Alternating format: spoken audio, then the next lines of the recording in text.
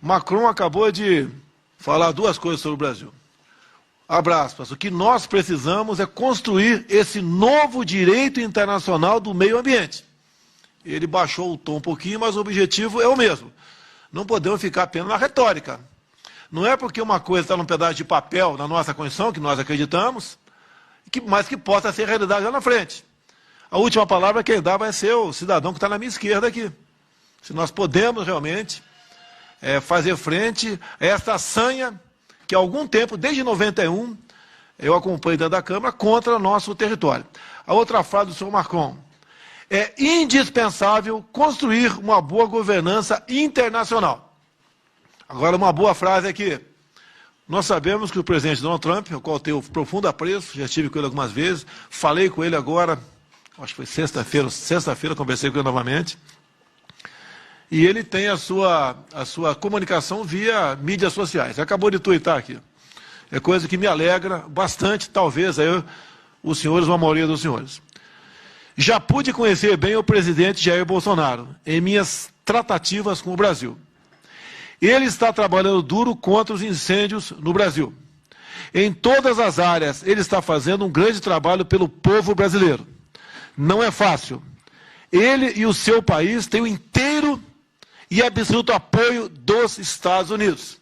Então, o G7, nós não temos nada contra o G7, muito pelo contrário, nós temos contra um presidente do G7, que nós sabemos o que ele está reverberando e qual a sua intenção e por quê também. Isso eu acho que não é dúvida para ninguém. E nós devemos nos preocupar, sim, com o que vem acontecendo no Brasil. A nossa união é importantíssima, aqui não tem esquerda nem direita, tá? É uma questão de soberania nacional.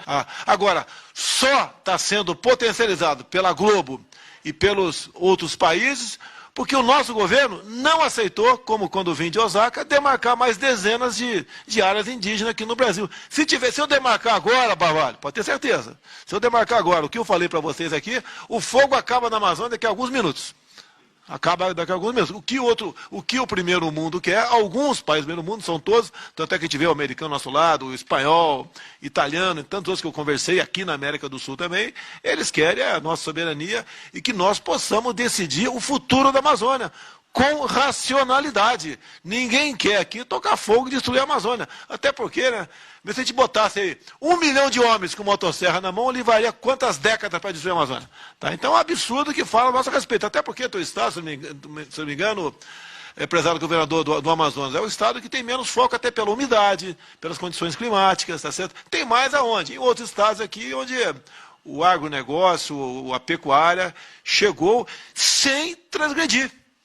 E focos de incêndio existe, né? Até eu perguntei agora há pouco, ontem perguntei para quem trata desse assunto aqui, uma fogueira de São João é detectada por satélite como um foco de incêndio, esse mesmo, Rui Casas? Foco de calor, tá? Então, até isso é feito. Então, tudo usam, não é contra é contra o Brasil. E nós estamos unidos nessa aí.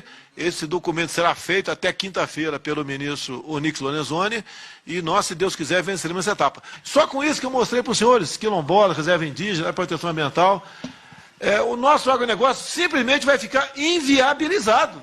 Acabou. E se acabar o agronegócio, acabou a nossa economia.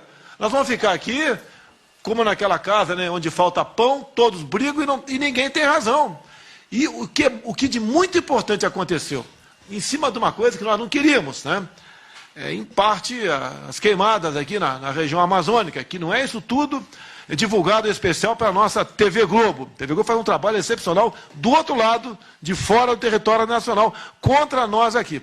Está nos unindo, despertando um sentimento patriótico e cada vez mais mostrando que o Brasil tem tudo para dar certo. É só nós aqui continuarmos nessa linha que estamos adotando aqui, pensando no Brasil como um todo. Aqui, desculpa, aqui não tem estado mais importante do que outro.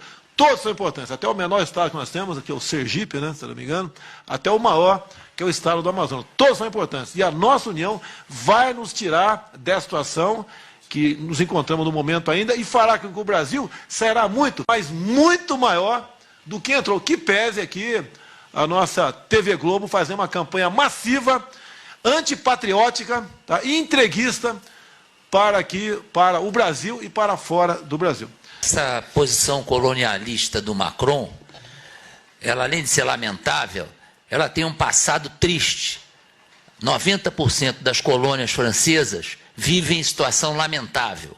Então, isso talvez fosse bom ser lembrado por algum jornalista que seja um pouco mais moderado e que tenha algum sentido patriótico, que a França não pode dar lição a ninguém nesse aspecto. Eu vivi o problema no Haiti. O Haiti é a colônia francesa, uma delas. Tem um monte na Europa onde eles passaram, deixaram um rastro de destruição, de confusão, de miséria. Então, eles não podem dar esse tipo de conselho a ninguém. Isso é molecagem. A questão do Fundo Amazônico. Em grande parte, o dinheiro vem de fora do Brasil. E isso tem um preço. Demarcação de terras indígenas, APAs, quilombolas, parques nacionais, etc. Isso leva a um destino que nós já sabemos, insolvência do Brasil. Nós vamos ter que enfrentar essa questão de qualquer maneira. Não é uma questão pessoal, ou está dando menos ou mais importância para ele ou aquele chefe estrangeiro. É uma realidade que tem pela frente. A indústria da demarcação de terras indígenas ocorreu logo após o governo Sarney, de boa memória aquele final do governo dele, onde ele resolveu, Jean Heleno, criar o projeto Calha Norte. Foi José Sarney e então o ministro do Exército, Leônidas Pires Gonçalves. Tá? E isso daí visava o quê? Criar polos de colonização, em especial na região fronteiriça norte do Brasil, em especial, mais a oeste um pouquinho também.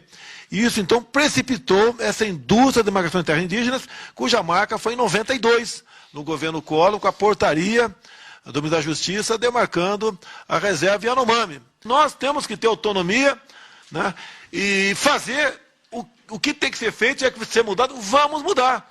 Estamos preocupados com o mundo, sim, mas em primeiro lugar com nós, com o nosso povo, com o nosso movimento, com a nossa pátria. A Amazônia, não vou dizer que foi esquecida, ela foi usada politicamente, acho que desde Collor de Mello, mais ou menos, tá certo, para cá, de modo que o que Macron acabou de dizer, que a internacionalização da Amazônia está em aberto, tá, não deixa de ser uma realidade na cabeça dele.